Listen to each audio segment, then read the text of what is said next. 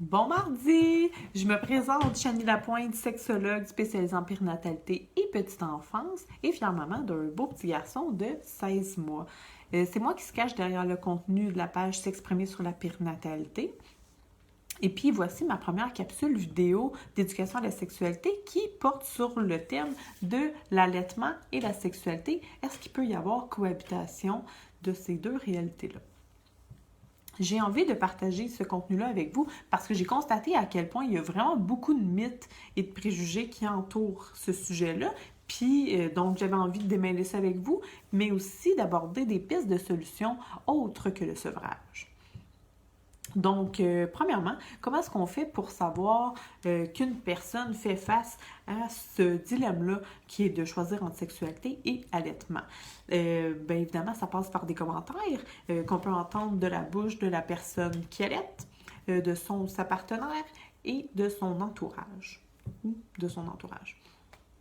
Donc, j'ai concocté 4 exemples que vous avez déjà peut-être entendus ou bien que vous avez même déjà peut-être pensé ou dit parce que vraiment, je le répète, c'est des fausses croyances, c'est quelque chose qui fait partie de notre bagage socio-culturel puis qui sont persistants depuis très, très, très longtemps. Donc, premier exemple, je vais arrêter d'allaiter parce que j'aimerais ça tomber enceinte de mon deuxième enfant. Deuxième, j'aimerais ça poursuivre l'allaitement, mais mon chum me demande d'arrêter pour retrouver une vie sexuelle active, puis surtout mes seins quand on fait l'amour. Troisième, depuis que j'ai des enfants, puis tu le sais, là, je n'ai eu 3 back-à-back, ça fait 5 ans qu'ils sont toujours après moi, mes seins tout le temps, là. Fait tu sais, vraiment, là, quand je me retrouve dans le lit le soir avec ma blonde, là, ben, puis qu'elle a le goût de toucher mes seins, j'ai pas du tout le goût, je la laisse pas faire parce que je veux pas, ça m'intéresse pas. Quatrième, j'étais au centre d'achat l'autre fois, j'étais en train d'allaiter ma fille de 3 ans, puis un monsieur qui est venu me voir en me disant « Mais voyons donc, madame, ça n'a pas d'allure d'allaiter votre fille de cet âge-là, elle est même trop vieille. À part de ça, vous allez y créer un problème sexuel, c'est sûr. » Ben, sur le coup, je me suis dit que ça se pouvait pas, mais après ça, je me suis demandé, ça se peut-tu? C'est tous des commentaires et des questions qui sont très légitimes de se poser. Puis je dois dire que ça doit être quelque chose de pas évident, tu sais, de difficile à vivre parce que dans les situations que j'ai nommées, tu sais, c'est des pressions qui sont faites à une personne qui n'est pas nécessairement prête à arrêter l'allaitement puis à passer au sevrage. Donc, tu sais, de choisir entre les deux réalités qui semblent, tu sais, lui convenir et être important pour la personne, ben voilà, c'est pas évident. Fait que qu'est-ce qu'on répond à quelqu'un qui font ces affirmations-là? Ben, en premier, j'ai envie de dire à quel point ben, je vous comprends.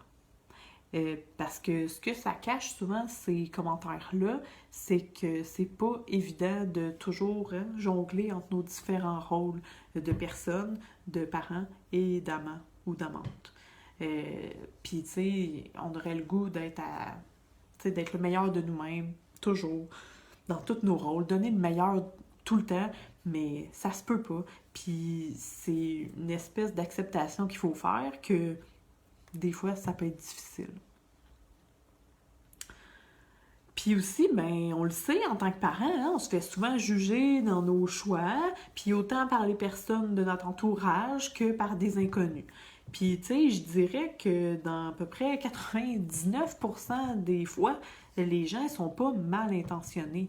C'est juste que ça s'explique par un phénomène très simple. Chacun a l'impression de faire le mieux. En fait, pas juste une impression, chacun fait le mieux pour son enfant, puis pour lui-même, elle-même. Fait après, quand on est confronté à quelqu'un qui fait d'autres choix, qui a d'autres méthodes, puis qui c'est complètement opposé ou assez différent de qu'est-ce qu'on fait, ben on dirait que ça nous fait questionner, puis on peut se sentir menacé par ça, puis de se demander, coudon, moi ce que je fais, c'est-tu correct, tu sais? Puis ben là, ça a l'air très simple dit de même, là, mais ça se passe tout un peu dans un peu plus inconscient que ça, puis ça va vite dans une conversation.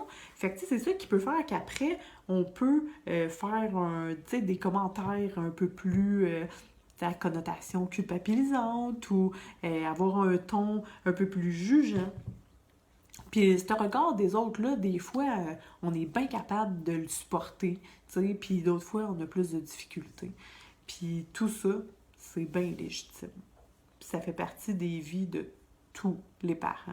Puis ça nous est toutes déjà arrivé, soit de le recevoir le commentaire ou de le dire. Puis après, ben, je dirais que sexualité et allaitement, oui, ça peut aller ensemble. Surtout si la personne n'est pas prête à passer à l'étage du sevrage. Comment? Ben, en ouvrant la porte au dialogue, tout simplement, avec votre partenaire, pour trouver une solution à ce dilemme-là. En commençant par lui dire qu'est-ce que ça vous fait sentir. Puis, sûrement que la personne, elle ne se rend même pas compte que c'est comme si elle vous met devant un choix. Fait que, juste d'ouvrir là-dessus, ça peut déjà être un bon départ. Puis, évidemment que l'objectif de tout ça, c'est de trouver une solution. Puis, une solution qui va faire que vous allez trouver votre équilibre, puis qui va respecter autant vos désirs que vos limites, puis des deux partenaires.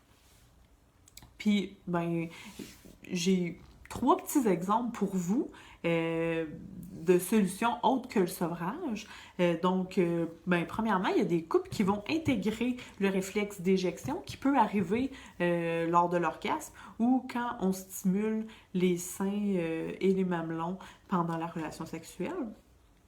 Sinon, il y en a d'autres que, comme dans l'exemple que je vous ai dit au début, là, la personne qui ne veut pas du tout avoir de contact avec les seins, bien, de plus porter attention sur toutes les autres zones érogènes de son corps, c'est-à-dire les autres zones qui nous procurent du plaisir quand on a une relation sexuelle avec notre partenaire. Puis finalement, ben, il y a des gens qui vont se réserver un sein pour l'allaitement et puis l'autre pour l'expression de leur sexualité.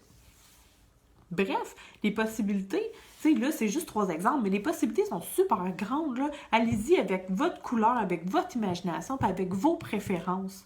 Puis dans le fond, il ne faut pas oublier non plus que la décision de poursuivre ou d'arrêter l'allaitement en revient vraiment aux 2 personnes qui sont directement concernées, c'est-à-dire la personne qui allaite et son enfant, puis de faire attention à ça. Et puis, finalement, je trouve vraiment important de mentionner que vous n'allez jamais créer un problème au niveau de la sexualité de votre enfant, que ce soit en bas âge ou au niveau adulte, simplement parce que vous l'allaitez, et ce, peu importe à l'âge que vous choisissez de passer au sevrage.